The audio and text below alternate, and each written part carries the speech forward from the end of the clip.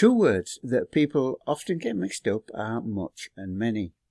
But if you stay with this video to the end, then you won't have any misunderstandings about how to use these two words, and you will use them correctly every time. You'll get the right one in the right place every time. Hi there, I'm Ed Anguish from Speak English with Ed, where we give tips, tricks, help and information to ESOL speakers who are trying to pass the CELT or one of the CELT English speaking tests. Today is the turn of much and many. These two words are commonly used with another two words, and that's how and too. How much, how many, too much and too many. Before we get into the lesson, let me ask you, if you get any benefit from this lesson, please give us a thumbs up. And if you haven't already subscribed, then please hit the subscribe button and ring the bell to make sure that YouTube notify you when we release new videos. So let's dive into this lesson and try and understand much and many.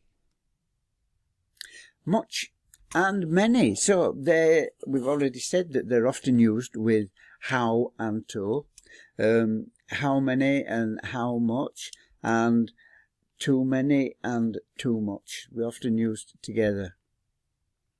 But first, we're going to look at how much, and then we'll look at how many, and then we'll look at too much and too many a little bit later on. But before we do, what is the difference? Do you know the difference between much and many? What is the difference between using much and many? Why are there two, and what do we use? Well, both much and many refer to quantities of nouns. Now, noun is people, places or things or emotions that you can name. Things that have a name. So a candle, a car and a cauliflower, they're all sort of nouns. So which of these nouns do you use with much, and which do you use with many? Well, much you use with nouns that you can't count, uncountable nouns. So if you can't count it, then you use much. If you can count it, you use many. Uncountable nouns and countable nouns. But both refer to quantities in different ways. So you use how much with quantities you can measure. You can measure how much milk. You can measure how much money. You can measure how much work, but you can't count them. You can't count how much work. You can't say I do 1, 2, 3 work. You can break them into units and use the units that you measure, how our unit measures the work, but you can't actually count the work. And apples, cars and people. Now these are all things that are countable, so these are obviously countable nouns. You can have 2 apples, you can have 3 cars, and you can have 4 people, etc. All that. So it's countable and uncountable that makes the difference there. It's the same with rain, really. I mean, you can't count rain, but you can count raindrops, I suppose. You can count rain showers, how many showers of rain you've had in a day, but you can't actually count rain. So when do you use much and many?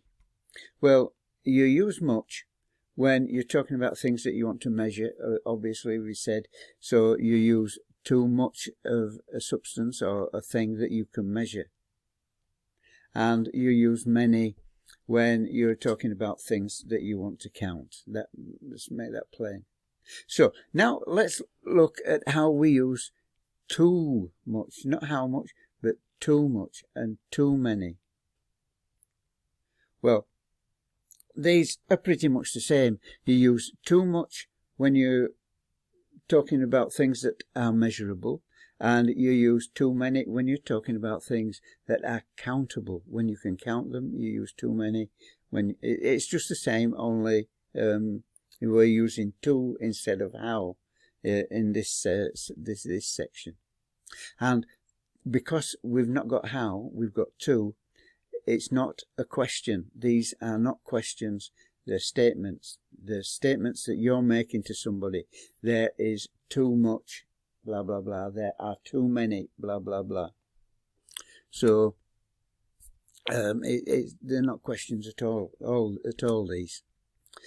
Let's use a cake recipe as a little bit of an example here. So you've got a cake recipe, and this cake says, this recipe, it says that you need 400 grams of flour. 400 grams to make the cake. Other things as well, of course. There'd be eggs and butter and sort of stuff, and sugar. But you'd need 400 grams of flour. So to make this cake optimum, to make a good cake, you need 400 grams of flour. Now, if you put 500 grams of flour in, what's going to happen? What do you think will happen if you put 500 grams of flour? You won't get a good cake. I'm pretty sure of it. It'll be too dry. It'll be too crumbly or whatever. It'll be too stodgy. It won't be a good cake. It'll be a bad cake. So too much, that's because you've put too much flour in compared to what you should do. And it's going to be a bad thing. Too much is always a bad thing. Never ever is too much a good thing. Same with not enough. Not enough. If you put 300 grams in, then you've not put enough flour in, and that will be a bad thing too. But we're talking about too much here, not enough. But the optimum amount will give you a good cake. You'll get a good cake.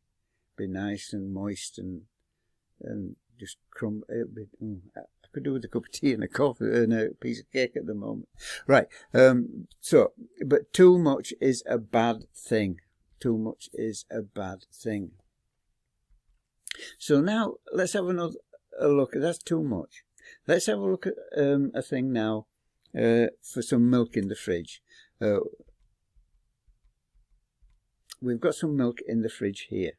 Now, this milk, is this milk countable or is this milk uncountable? Just have a think. Can you count milk? Well, you can't count milk, no. Milk itself is uncountable. It's measurable, but it's uncountable. But here, we've got cartons of milk. Now, cartons of milk are countable. So, we can say too much milk or too many cartons.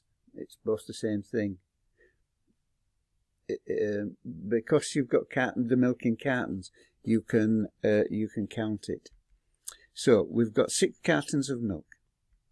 And the sell-by date is in 2 days' time. There's only 2 days left on the sell-by date before this milk goes sour and it's undrinkable. You've got 2 days. So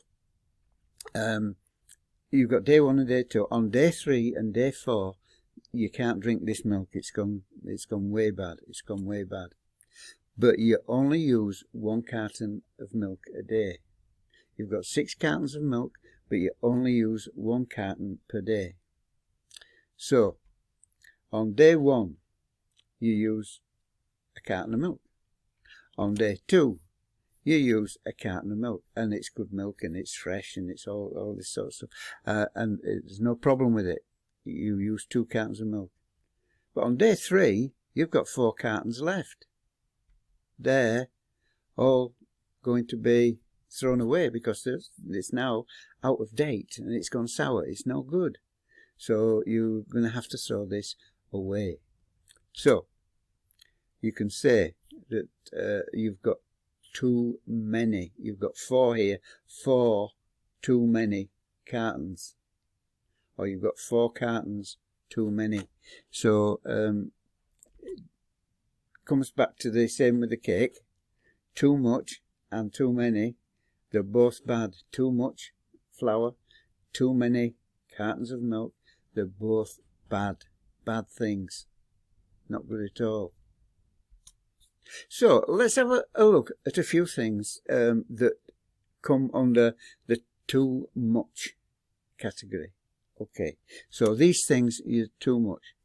Too much sugar, too much water, too much rice, too much time, too much wind, too much pain, too much milk, we've done milk, too much work, too much space, too much space, too much heat, and too much food. All these nouns, all nouns: sugar, water, rice, time, wind, pain, milk, work, space, heat, and food. They're all nouns, but they're all uncountable nouns. You cannot count them, so you use too much. Now, going over to the other side, and you use too many, there we can get too many apples, too many people, too many bottles, too many cars, too many chips, too many steps. Could have too many miles to travel, too many miles, too many hours in a day, too many words, too many jobs to do, too much work, too many jobs, and too many mosquitoes. Oh no, we don't want too many. We don't want any mosquitoes. There's no mosquitoes in the UK, not like there are in other parts of the world. So we don't want mosquitoes. But all these on the right hand side, they're all countable nouns: apples, people, bottles, cars, chips, steps, miles, hours, words, jobs, mosquitoes. You can count all of those. So these give you some indication, some idea of the type of noun that you use with much and the type that you use with many. All of these phrases as well, they're all saying that having too much or too many is not good. It's not a good thing. It really is not a good thing. It's a bad thing. If you've too much rain, it's no good. If you've too much food, you can't eat it. It's not good because it's going to get thrown away. So it's no good. Now, I hope that you can understand how to use much and many now that you've watched this video. And remember, if it's something that you can measure, then you use how much. If it's measurable, you use how much. If it's countable, you use how many. If you can count it, how many. If you can't count it, well then it's how much. Now, you may have to watch this video a couple of times to be able to understand what we're saying completely, and to be able to use these two words, much and many, along with how and too, how much, how many, too much, too many. Use all these words naturally in your conversation. So please come back and watch this video a couple of times. It really will help you. And practice, practice, practice, because practice makes perfect. And that's how you will get it so that speaking these words just is natural without even thinking. Now, if you get any help or benefit from this video, please give us a thumbs up. It will help. And make sure to subscribe if you haven't already subscribed. Hit the subscribe button and ring the bell. That way YouTube will notify you when we release new videos, and you won't miss out on any of these tips, tricks, help and information that will help you pass your CELT speaking test. So until next time, I'd like to say stay safe, look after yourself, and have an enjoyable learning with Speak English with Ed. So I'll see you next time. Bye.